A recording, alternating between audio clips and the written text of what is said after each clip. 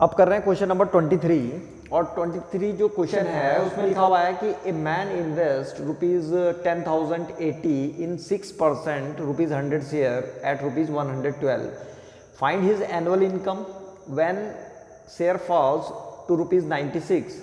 He sell out shares and invest the proceeds in 10% 10 rupees shares at ₹8. Find the change in his annual income. तो सबसे पहले यहाँ से शुरू करते हैं। इसका जो टोटल इन्वेस्टमेंट था वो था ₹10,080। तो यहाँ पे लिख देंगे सबसे पहले टोटल इन्वेस्टमेंट। तो टोटल इन्वेस्टमेंट था उसका 10,080 रुपीज़ 10,080। अच्छा, उसने इसमें जो नॉमिनल वैल्यू है, नॉमिनल वैल्यू ऑफ शेयर, तो नॉमिनल वैल्यू जो शेयर की है वो ₹100 है और जो मार्केट वैल्यू है जितने में उसने खरीदा, तो कितने में खरीद रखा उसने 112 रुपीज़ में। तो यहाँ पे लिखेंगे हम ₹112। तो सबसे पहले निकाल रहे हैं हम कि इसने नंबर ऑफ शेयर्स कितने खरीदे। तो नंबर ऑफ शेयर्स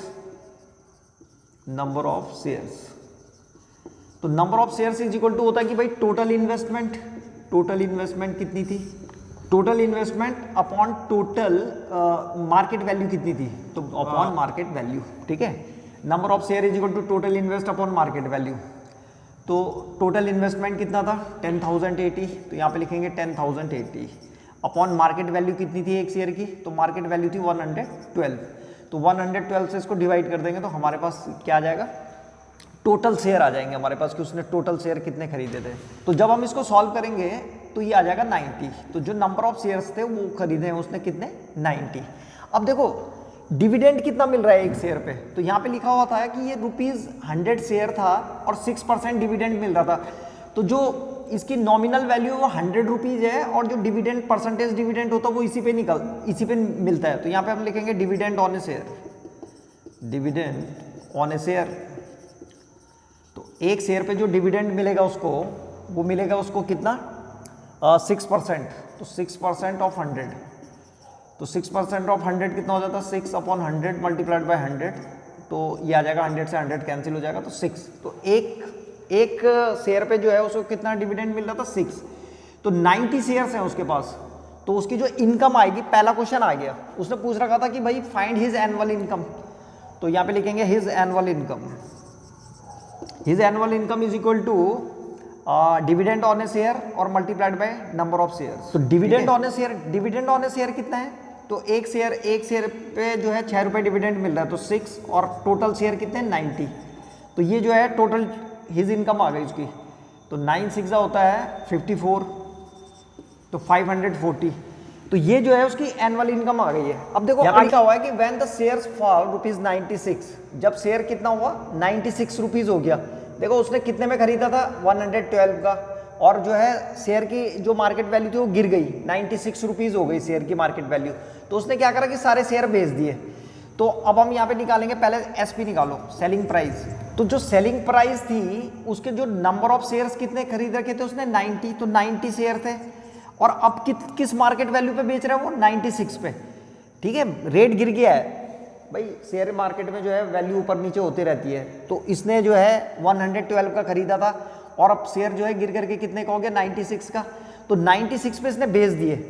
तो 90 शेयर थे इसके पास, ये जो हमने पहले निकाल रखे थे, और मल्टीप्लाइड बाय 96, तो इतना पैसा मिलेगा इसको। तो इसको मल्टीप्लाई करेंगे तो ये आ जाएगा 8640, यानी कि 8640 में जो है इसके सारे के सारे शेयर बिक गए। अब इसने क्या करा कि इसने नए शेयर लिए उससे, वो लिखा हुआ है इसने एंड इन्वेस्ट द प्रोसीड, यही होता प्रोसीड, यानी कि जो उसने जितने में बेचा उससे उसने नए शेयर खरीदे। कौन से शेयर खरीदे इसने 10% 10 रुपीज शेयर एट ₹8।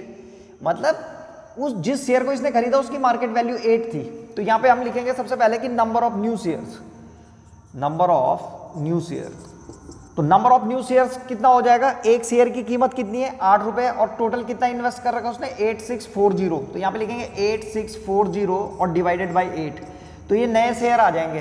तो जब हम इसको डिवाइड करेंगे तो ये जाएगा 8 1 जा 8 और 0 8 8 जा 64 और एक 0 और लग जाएगा। तो जो नंबर ऑफ न्यू शेयर्स हैं वो आगे 1080, इतने इसने नए शेयर खरीदे हैं। अब देखो इस पे अब लिखेंगे dividend on a new share, यही यहाँ पे कर रहा हूँ मैं इसको, dividend on a new share, एक नए शेयर पे कितना डिविडेंड मिल रहा है, तो dividend on a new share is equal to, ये इसकी जो नॉमिनल वैल्यू थी नए शेयर की वो 10 रुपीज थी और 10% डिविडेंड मिल रहा था, तो 10% ऑफ 10, तो जब 10% ऑफ 10 निकालेंगे हम तो ये जाएगा 10/100 मल्टीप्लाइड बाई 10, तो इसको सॉल्व करेंगे तो 1 आ गया।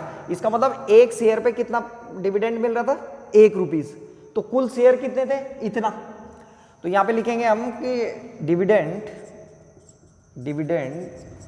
ऑन 1080 शेयर्स, इस पे कितना डिविडेंड मिलेगा, तो इसको जो है किससे मल्टीप्लाई कर देंगे, 1 से, तो 1 मल्टीप्लाइड बाय 1080, तो ये आ जाएगा 1080, तो इतना डिविडेंड मिल रहा है। अब देखो पहले कितना डिविडेंड मिलता था इसको, पहले जो शेयर थे उसमें 540 डिविडेंड मिल रहा था, अब जो नए शेयर है उसमें कितना मिल रहा है 1080, तो वो यही पूछ रहा था कि find the change his annual income. तो अब हम फाइनल आंसर लिखेंगे यहाँ पे हम लिखेंगे कि जो चेंज हिज एनुअल इनकम, कितना चेंज आया उसके एनुअल इनकम में, तो इसको माइनस कर देंगे। पहले कितना मिलता था उसको 540, अब कितना मिल रहा है, इतना, तो माइनस कर देंगे। तो यहाँ पे लिखेंगे हम कि change his annual income is equal to 1080 minus कितना 540, तो ये आ जाएगा हमारे पास कितना आंसर 540, तो ये आंसर आ जाएगा हमारे पास। ठीक है, तो इस तरह से सॉल्व कर देंगे और स्टेटमेंट भी लिख देंगे। यहाँ पे ये फाइनल आंसर है कि change in his annual income is equal to ये। तो ये था क्वेश्चन नंबर 23।